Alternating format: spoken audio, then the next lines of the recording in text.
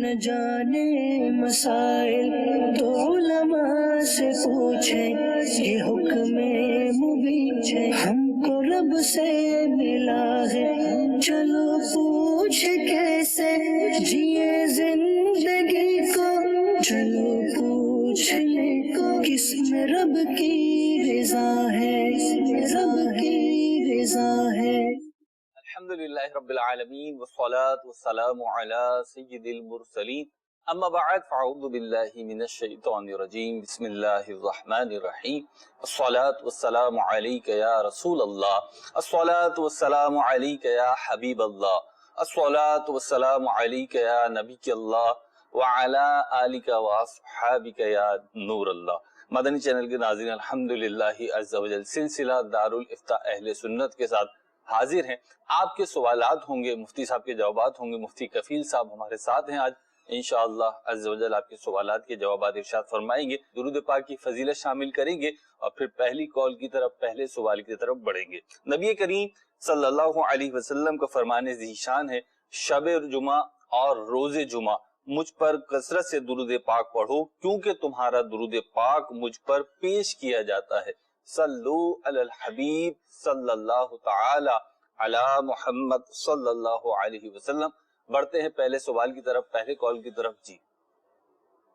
سوال یہ ہے کہ میرے دادا ابو جی نے مسجد کے نام پہ 2 کنال زمین دے دی ہے، جس جگہ پہ دادا ابو جی نے مسجد دی ہے اس جگہ پہ مسجد بنانا ناممکن ہے، کیا اس زمین کو ہم بیچ کر کسی اور جگہ زمین خرید سکتے ہیں یا نہیں خرید سکتے؟ ٹھیک ہے جی، مفتی صاحب بتاتے ہیں جواب آپ کا۔ بسم اللہ الرحمن الرحیم۔ مسجد کے لیے زمین دینا، ایک تو یہ کہ نیت کی کہ بھئی اس جگہ پر مسجد جو ہے وہ بنائیں گے، ٹھیک ہے، ارادہ ہے، اور ایک یہ ہے کہ باقاعدہ اسے مسجد وقف کر دیا۔ اگر تو وہ جگہ مسجد کے لیے وقف کر دی اور اس کی دیگر جو وقف کی شرائط ہیں وہ بھی پائی گئیں، تو ایسی صورت میں تو وہ جگہ وقف ہو جائے گی اور اب اس جگہ پر مسجد ہی ہوگی، تو وہ جگہ مسجد ہی ہو گئی در حقیقت وقف کے ساتھ، یعنی مسجد ہو گئی اور وہ تا قیامت جو ہے وہ مسجد ہی رہے گی۔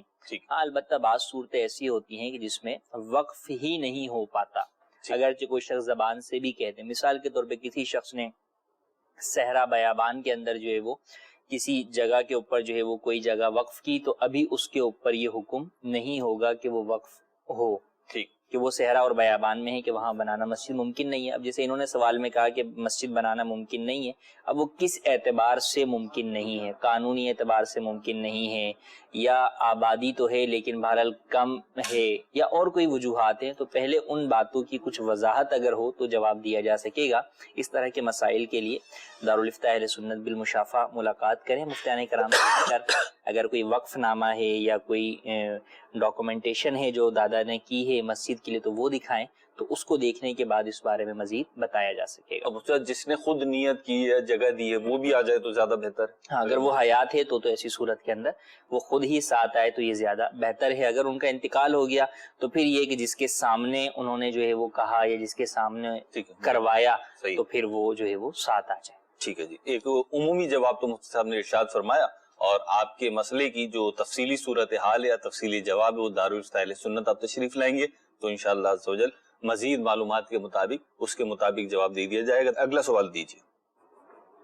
یہ پوچھنا تھا کہ اگر کسی لڑکی کی شادی کے لیے یہ ڈیمانڈ رکھ دی جائے، تم شادی کے لیے ہاں کرو، پھر یہ تمہیں تمہاری بابا کی شکل دکھائیں گے یا منگنی کرو، کیونکہ اس کے بابا وہ فات پا چکا، تو یہ کیا اسلام میں اس بات کی اجازت ہے یا نہیں؟ ٹھیک ہے جی، دیتے ہیں جواب آپ کو۔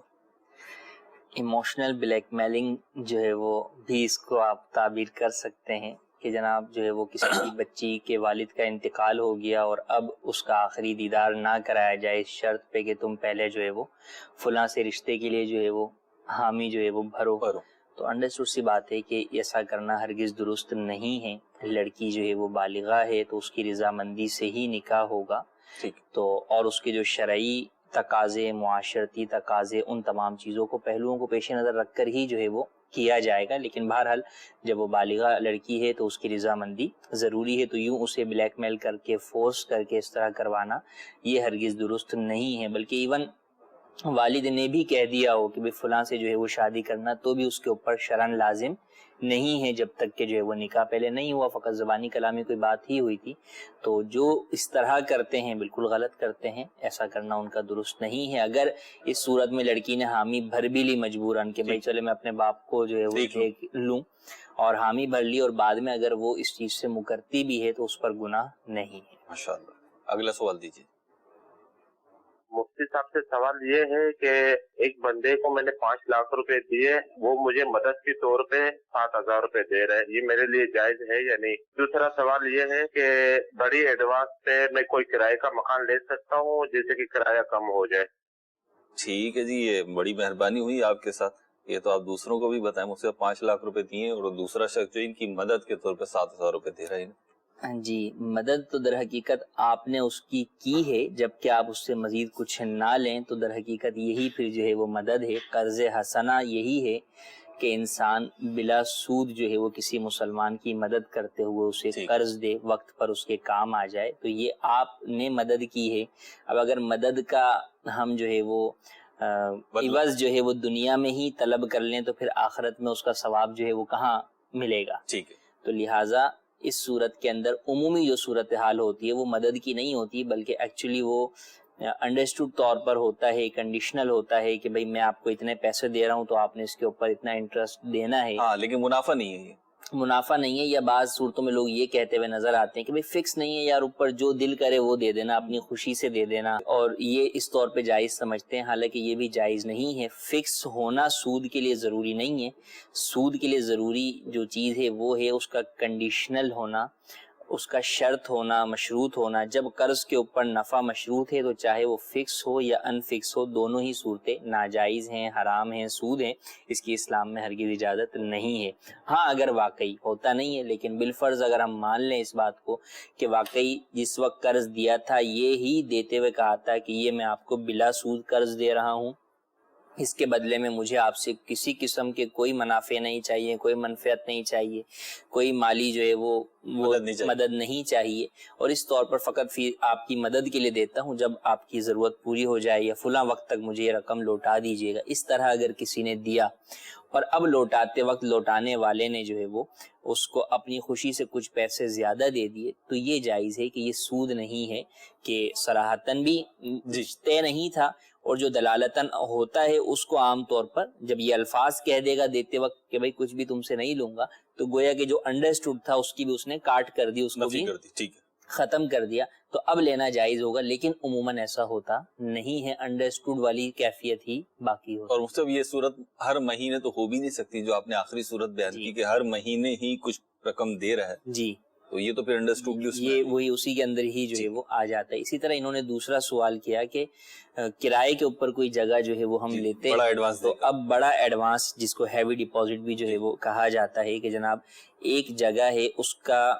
6 مہینے کا جو ہے وہ ایڈوانس کرایہ عموماً مارکیٹ میں لیا جاتا ہے. مثلاً 20,000 روپے اگر اس گھر کا کرایہ ہے یا دکان کا تو 1 لاکھ روپے ایڈوانس جو ہے وہ لے لیا گیا اور وہ 20,000 پہ دکان کرائے پہ دے دی گئی. لیکن اب لوگ یہ کرتے ہیں کہ جناب آپ 5 لاکھ روپے جو ہے وہ ہمیں اس کا ایڈوانس دے دیجئے، اور اس دکان کا کرایہ مارکیٹ میں تو 20,000 ہے لیکن آپ ہمیں اس کا کرایہ 5,000 دیجئے گا. تو یہ بھی چونکہ قرض کی بنیاد پہ دیا جا رہا ہے کہ جو ایڈوانس ہوتا ہے در حقیقت وہ قرض ہوتا ہے، کیونکہ آپ کو واپس کرنا ہوتا ہے جب وہ دکان جو ہے وہ خالی ہوتی ہے، اور جو واپسی کی شرط کے ساتھ جو رقم دی جاتی ہے وہ قرض کی حیثیت جو ہے وہ رکھتی ہے، جبکہ اس میں لاس اینڈ پروفٹ کو برداشت نہیں کیا جاتا. تو یہ قرض ہے، تو قرض کے اوپر جو نفع ملے گا وہ سود ہوگا. اب وہ چاہے نفع پیسوں کی صورت میں ملے، چاہے جو ہے وہ کسی جگہ پر سروسز کی صورت میں ملے، یا کسی جگہ پر کسی چیز میں ڈسکاؤنٹ کی صورت کے اندر ملے، جب وہ شرط ہے تو بہرحال یہ سود ہے، اس کی بھی اسلام میں اجازت نہیں ہے. ہاں البتہ اس کی ایک جائز صورت ہو سکتی ہے. اب اس کو یہ دیکھ لیا جائے کہ کس قدر جو ہے وہ فیزیبل ہے، ممکن جو ہے وہ کس حد تک ہے کہ شرط قرار جو ہے وہ دے کر یہ ایڈوانس نہ ہو، بلکہ ایکچوئل یہ ہو کہ بھئی یہ گھر ہے اور یہ 2 سال کے لیے ہم نے آپ سے جو ہے وہ کرائے کے اوپر لیا، اور اس کا کرایہ ہم 5,000 روپے طے کرتے ہیں، اگرچہ اس کا مارکیٹ میں 20,000 ہو. صحیح ہے. اور 5,000 کے حساب سے یہ کتنے ہو 2 سال کا بنا 1,20,000. آج ہی ہم آپ کو 1,20,000 روپے 2 سال کا کرایہ ایڈوانس میں دے دیتے ہیں، ایڈوانس میں جو ہے وہ دے دیتے ہیں. اگر اس سے پہلے کسی وجہ سے ہمیں خالی کرنا پڑے تو ٹھیک ہے, جو جتنے مہینوں کا استعمال ہوا ہوگا وہ کٹ جائے گا, بقیہ واپس مل جائے گا. تو اب اگر یوں آپ نے ایڈوانس میں اپنی اجرت ادا کر دی, ایڈوانس بطور قرض والا ایڈوانس نہیں ہے, بلکہ یہاں پہ در حقیقت اس کا رینٹ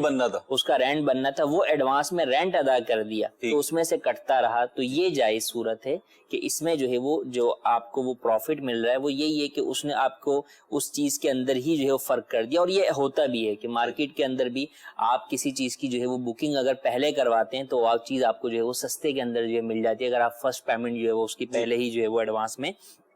پیمنٹ کر دیں, قرض نہیں. تو لہٰذا اگر اس طور پر ہوگا تو جائز ہوگا, لیکن عمومی طور پہ جو ہیوی ڈپازٹ کی صورت رائج ہوتی ہے وہ ناجائز ہے. ٹھیک ہے, اگلی کال دیجیے. میں یہ سوال کر رہا ہوں مفتی صاحب سے, یہ علماء کرام یہ روایت بیان کرتے ہیں جو مائی کوڑا پھینکتی تھی سرکار صلی اللہ علیہ وسلم پر, یہ ٹھیک ہے؟ کون سی روایت؟ کوڑا پھینکنے والی جو روایت ہے جی علماء بیان کرتے ہیں. کہہ رہے ہیں کئی کتابوں میں, اصل میں اس کا اگر آغاز کی بات کریں تو عمومی طور پہ اسکول کی کتاب میں ہمارے ملک کے اندر جو ہے وہ کئی نصابی کتابوں کا کریکولم کا جو ہے وہ یہ حصہ ہے. تو لیکن اس کی کوئی مستند جو ہے وہ روایت کتب حدیث کے اندر ملتی نہیں ہے, تو لہٰذا اس کو ہرگز آگے بیان نہ کیا جائے. بلکہ اگر اسکول کالجز میں بھی ہیں تو وہاں پر بھی نصاب بنانے والے اداروں کو, پبلشرز کو بھی چاہیے کہ اس طرح یا اور اس طرح کی اور بھی کوئی بھی چیزیں,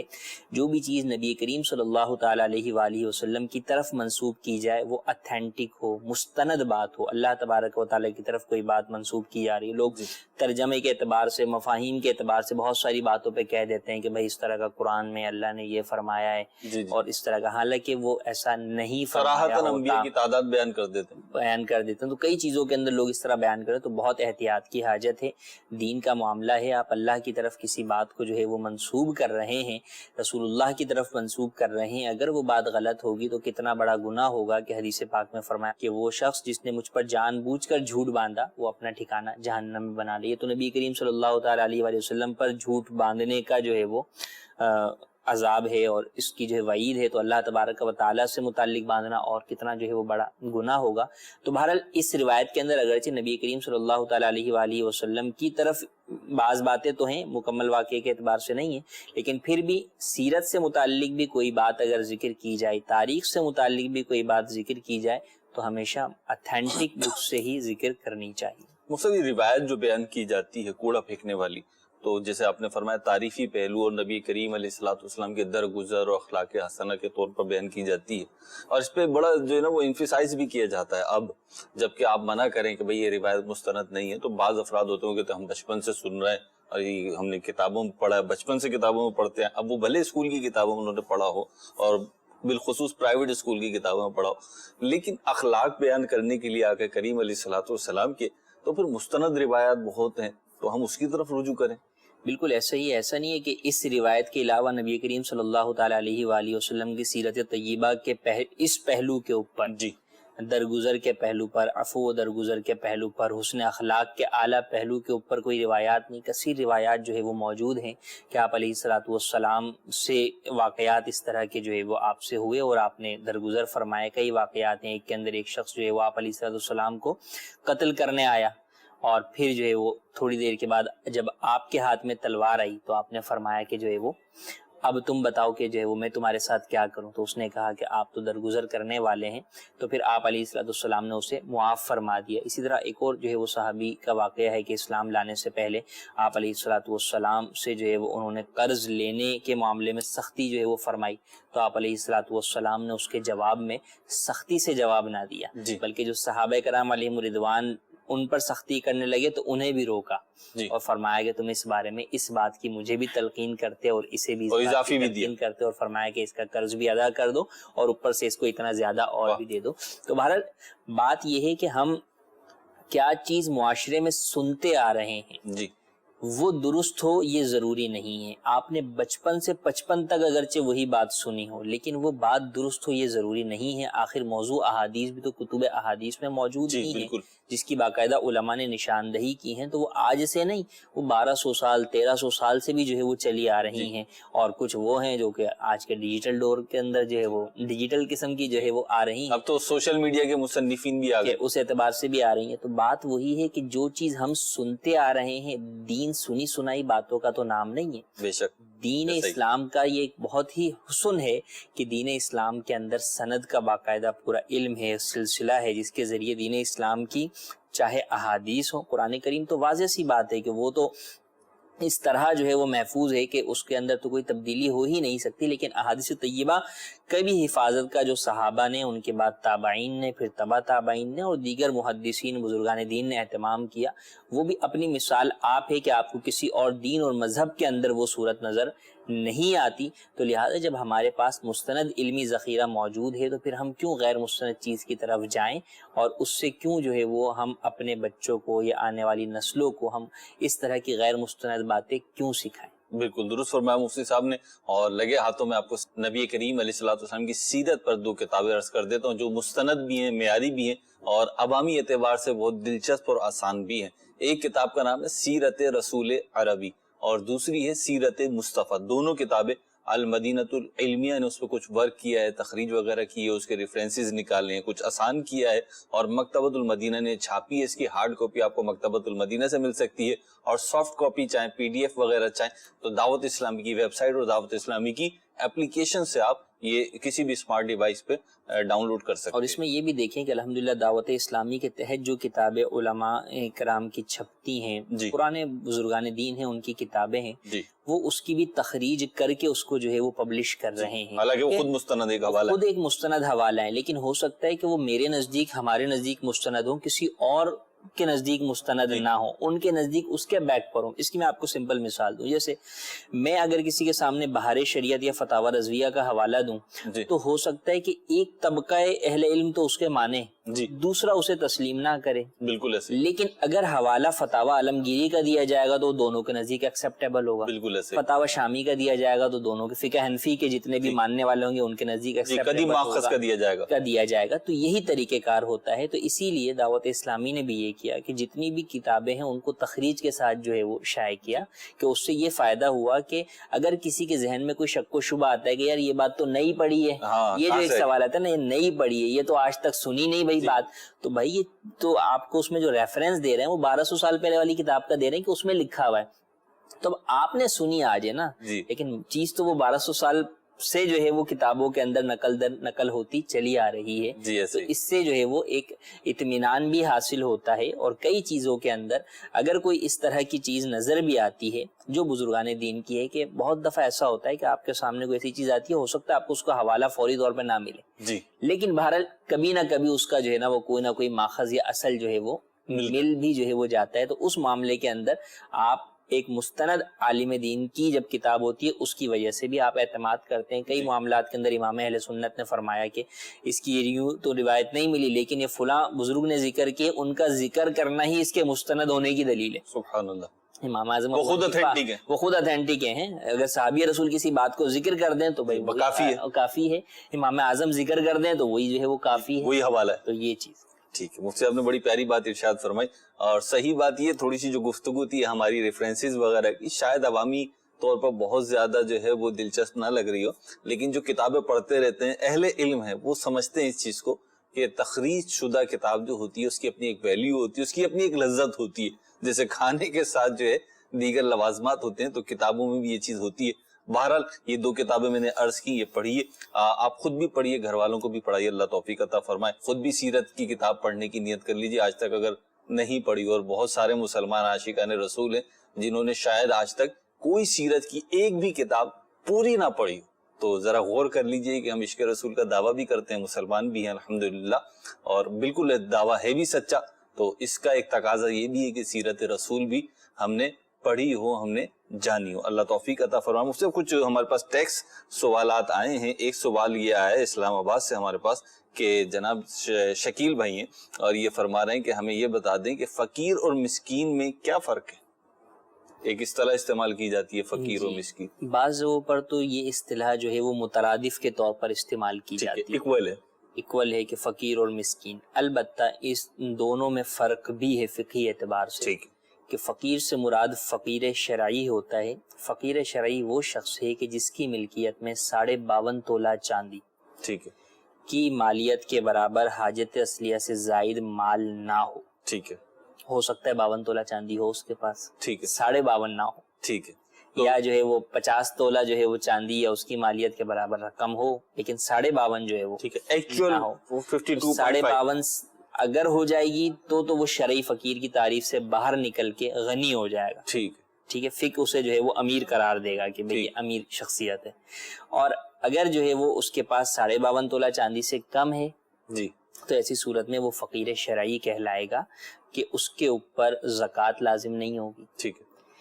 اچھا، زکوٰۃ کے لیے پھر خیر اپنے وہ چیزیں ہیں کہ زکوٰۃ ہر مال پہ لازم بھی نہیں ہوتی، جی، لیکن اس کے اوپر جو ہے وہ قربانی لازم نہیں ہوگی، اس کے اوپر صدقہ فطر جو ہے وہ لازم نہیں ہوگا۔ یوں ہی وہ زکوٰۃ وصول کر سکتا ہے، اگر کوئی اسے زکوٰۃ دیتا ہے تو اس کے لیے زکوٰۃ لینا جو ہے وہ جائز ہے، جبکہ وہ سیدی یا ہاشمی خاندان سے تعلق نہ رکھتا ہو۔ جبکہ مسکین وہ شخص ہے، مگر یہاں فرق یہ ہے کہ یہ فقیر شرعی ہے، اس کے پاس مال ہے لیکن نصاب کی مقدار نہیں ہے، صحیح، تو اس کے سوال کرنا جائز نہیں ہے، یہ مانگ نہیں سکتا لوگوں سے کہ مجھے جو ہے وہ پیسے دے دیں، بھیک نہیں مانگ سکتا، یا ویسے جو ہے وہ سوال پیسوں کا نہیں کر سکتا اپنی ذات کے لیے۔ ٹھیک، جبکہ مسکین وہ شخص ہے جس کے پاس ایک وقت کے بھی کھانے کے پیسے نہ ہوں، ٹھیک ہے، یا کھانے کے پیسے تو ہیں لیکن اس کے پاس تن پر پہننے کو کپڑا نہیں ہے، ٹھیک، تو اب یہ شخص مسکین ہے کہ اس کے پاس کچھ بھی نہیں ہے، ٹھیک، جو ضروریات زندگی ہیں اس کے مطابق نہیں ہے، کہ اب اگر یہ نہیں کھائے گا تو یہ بھوکا مر جائے گا، ٹھیک، نہیں پہنے گا تو اپنے جسم کو کیسے جو ہے وہ ستر عورت کیسے کرے گا، اپنے جسم کو جو ہے وہ سردی گرمی سے کیسے بچائے گا۔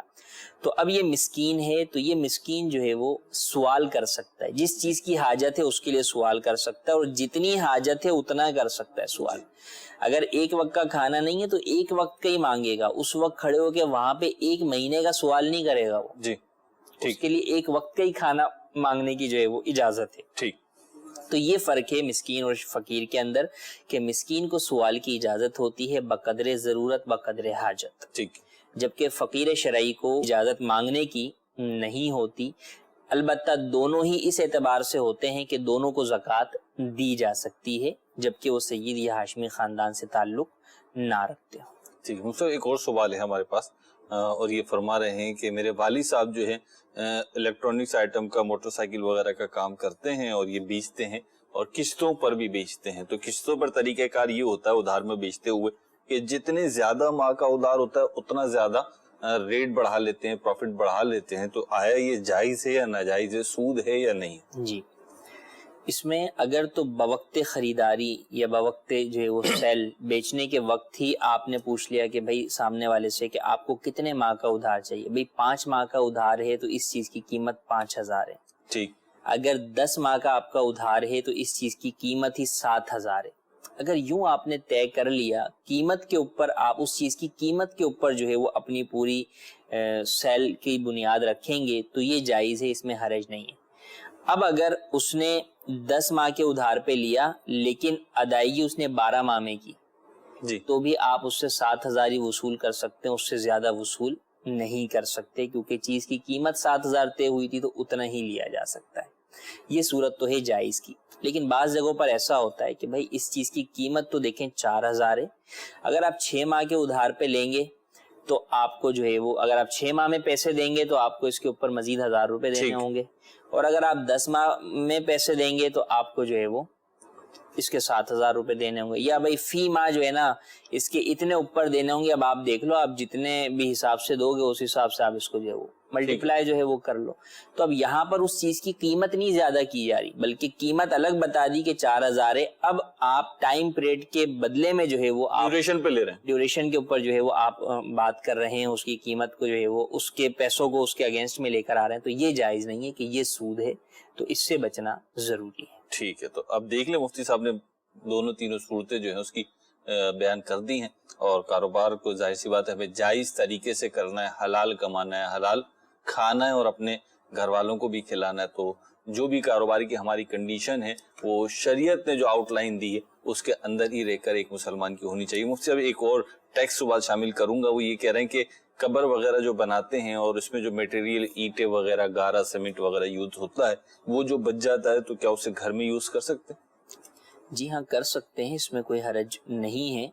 یعنی اس میں یہ نہیں ہے کہ اس کی وجہ سے کوئی نحوست جو ہے وہ گھر میں آ جائے گی یا جناب گھر قبرستان یا وہ میت کی ملک ہو گیا بن جائے گی. ہاں اب میت کی ملک تو جو ہے وہ اگر میت کے پیسوں سے جو ہے وہ خریدا ہے جی تو پھر ایسی صورت میں جو بچ جانے والا مال ہے تو وہ بہرحال جو ہے وہ میت کے ترکے کے اندر جو ہے وہ شمار ہوگا. لیکن بہرحال میت کے پیسوں سے یہ میت کی قبر کے اوپر کی تزئین و آرائش کی اجازت نہیں ہے. ٹھیک جو میت کے ترکے سے اس کے مال سے جو تجہیز و تکفین کی اجازت ہے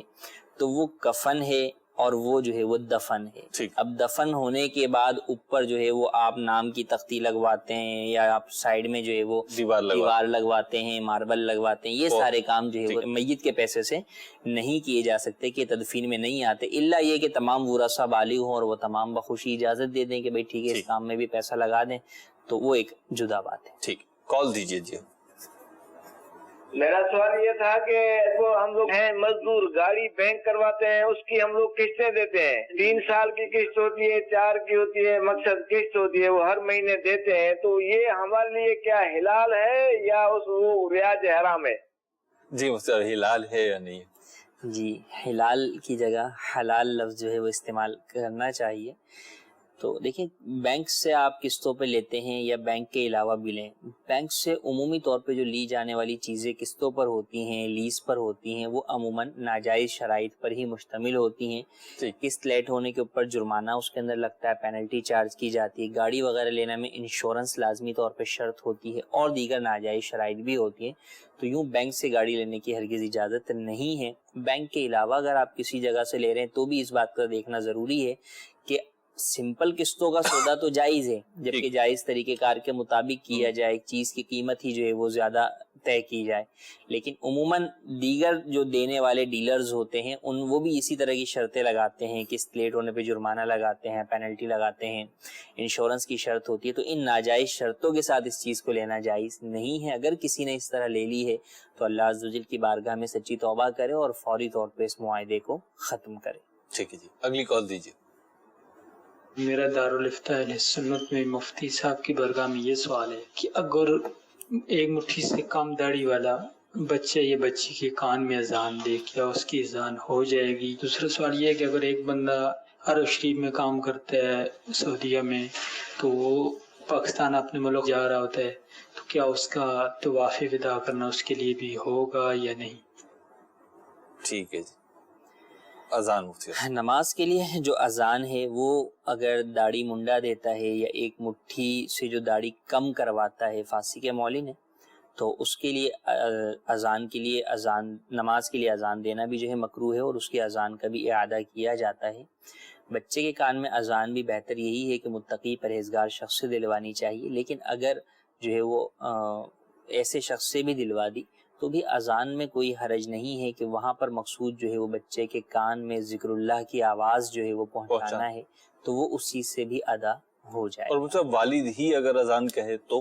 بالکل والد بھی جو ہے وہ اذان کہہ سکتا ہے, اس میں کوئی حرج نہیں ہے. انہی کا دوسرا سوال جو ہے وہ طواف وداع والا ہے. تو عرب میں رہنے والے پر طواف وداع لازم نہیں ہوتا. طواف وداع در حقیقت حاجی پر لازم ہوتا ہے, وہ بھی اس حاجی پر جو کہ آفاق سے آیا ہو, یعنی میقات سے باہر سے آیا ہو. تو میقات سے باہر والے حاجی پر طواف وداع واجب ہوتا ہے, عمرہ کرنے والے پر بھی طواف وداع واجب نہیں ہوتا. تو اب جب کہ اس نے جو ہے وہ عمرہ ہی نہیں کیا یا اس نے حج ہی نہیں کیا اس سال, ٹھیک, تو اس پر طواف وداع واجب ہی نہیں ہے. ٹھیک. اور اگر حج کیا ہو تو حج کیا ہے تو اب اگر حج کے بعد طواف الزیارہ کے بعد کوئی بھی طواف کر لیا تو وہ طواف ہی طواف وداع ہوتا ہے. ٹھیک ہے, طواف وداع کی نیت الگ سے ضروری نہیں ہے. طواف الزیارہ کے بعد جو بھی طواف کریں گے تو وہ طواف وداع ہے. تو لہٰذا وہ جب طواف وداع ہے اس کے اوپر, تو پھر اس میں جو ہے وہ اگر ادا ہو گیا تو اب دوبارہ اپنے ملک آتے ہوئے دوبارہ کرنا ضروری نہیں. ٹھیک, اگلی کال دیجیے. جی یہ سوال ہے کہ ایک پلاٹ ہے جو میں نے اپنے بچوں کے لیے خریدا تھا, اور وہ میں نے فروخت کرنے یا کاروبار کی نیت سے نہیں خریدا تھا, لیکن 5-6 سال کے بعد اس کو مجھے ضرورت پڑی تو میں نے اس کو فروخت کر دیا اپنی ضرورت کے تحت. کیا اس کے اوپر اب زکوٰۃ میری دینا پڑتی ہے, اور دینی پڑتی ہے تو کس ٹائم سے کس ٹائم تک دینی پڑے گی؟ ٹھیک ہے, جب آپ نے وہ پلاٹ جو ہے وہ بیچنے کے لیے نہیں خریدا تھا بلکہ اپنے بچوں کے لیے خریدا تھا، تو جب تک وہ پلاٹ کی صورت میں موجود تھا اس کے اوپر کوئی زکوٰۃ لازم نہیں ہے۔ اب جب آپ نے بیچ دیا تو اب اگر قرض اتارنے کے لیے بیچا، اس سے قرض اتار دیا تو بھی زکوٰۃ نہیں ہے۔ حاجت اصلیہ میں کسی جگہ خرچ کر دیا تو بھی زکوٰۃ نہیں ہے۔ گھر بنا لیا کوئی زکوٰۃ اس کے اوپر نہیں ہے۔ آپ اگر بیچ کر اس کا پیسہ جو ہے وہ آپ کے پاس ابھی رکھا ہوا ہے اور اب وہ پیسہ خود یا دوسرے مال سے مل کر نصاب کی مقدار کو پہنچتا ہے، اور اگر آپ پہلے صاحب نصاب نہیں تھے تو اب اس کے اوپر سال گزر جاتا ہے تو پھر سال گزرنے پر زکوٰۃ لازم ہوگی۔ لیکن جو پہلے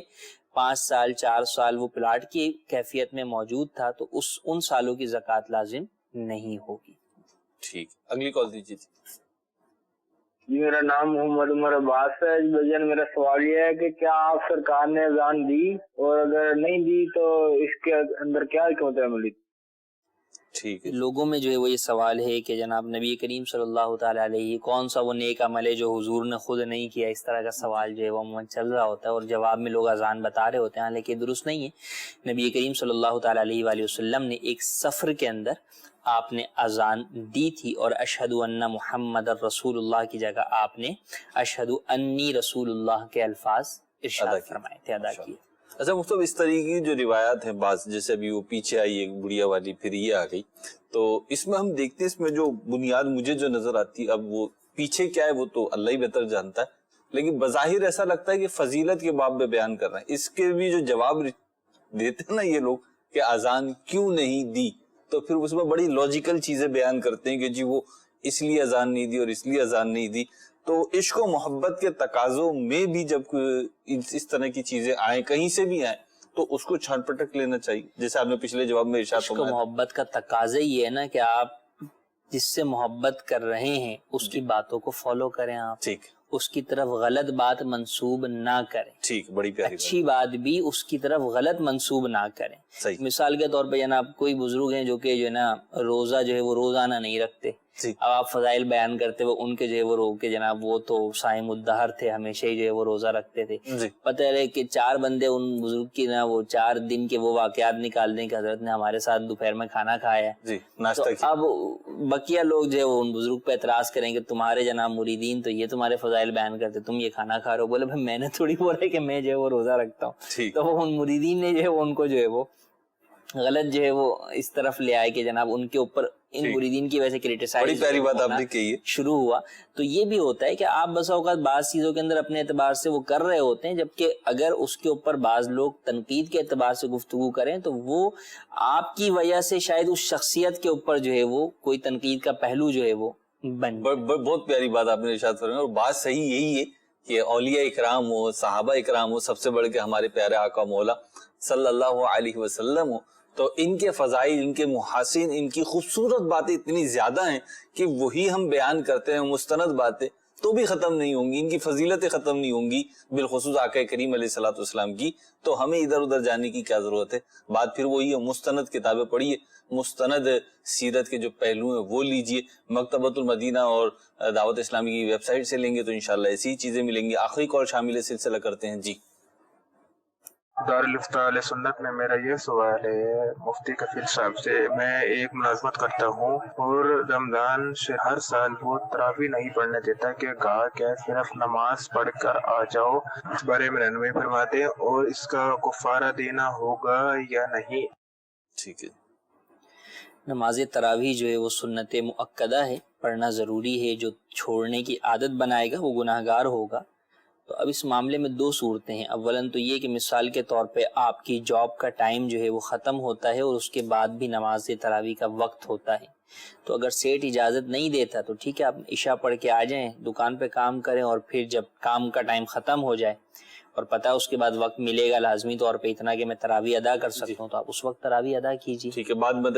ادا کیجیے۔ اور اگر آپ بعد میں ادا کرنے کی طاقت نہیں رکھتے تو پھر ایسی صورت کے اندر جو ہے وہ پھر ایسی جگہ جاب کرنا ہے جہاں پر آپ کو ایک جو ہے وہ سنت مؤکدہ کی ادائیگی کو ترک کرنے کا کہا جا رہا ہو اور اس کی ادائیگی کا جو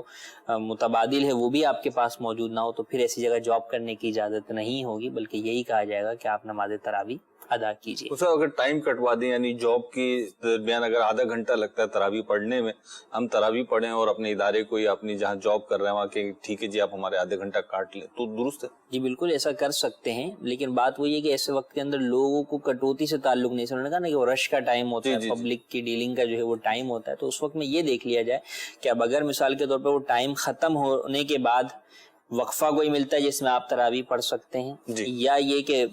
جاب ٹائم ہی ختم ہو گیا 12 بجے، اب اس کے بعد کافی ٹائم ہے کہ جناب جو ہے وہ فجر سے پہلے وقت مل گیا تو آپ پڑھ سکتے ہیں، تو پھر ٹھیک ہے آپ جو ہے وہ تراویح. مگر اس میں یہ بھی کہ آپ کے میں ہمت بھی ہو، پتہ اللہ وقت تو ہو، لیکن آپ بولیں اب اس کے بعد تو جناب مجھ سے اٹھا ہی نہیں جاتا، آپ 20 رکعت تراویح پڑھنے کا کہہ رہے ہیں، تو پھر آپ جو ہے وہ اسی وقت کے اندر تراویح پڑھیے، پھر جاب کا کوئی اور بندوبست کیجیے. اللہ رب العزت ہمیں نیک اجتماعات میں شرکت کی توفیق عطا فرمائے. دیکھتے رہیے مدنی چینل. صلو علی الحبیب صلی اللہ تعالی علی محمد صلی اللہ تعالی علیہ وسلم. نہ جانے مسائل تو علماء سے پوچھیں، یہ حکم مبین ہم کو رب سے ملا ہے، چلو پوچھ کیسے جی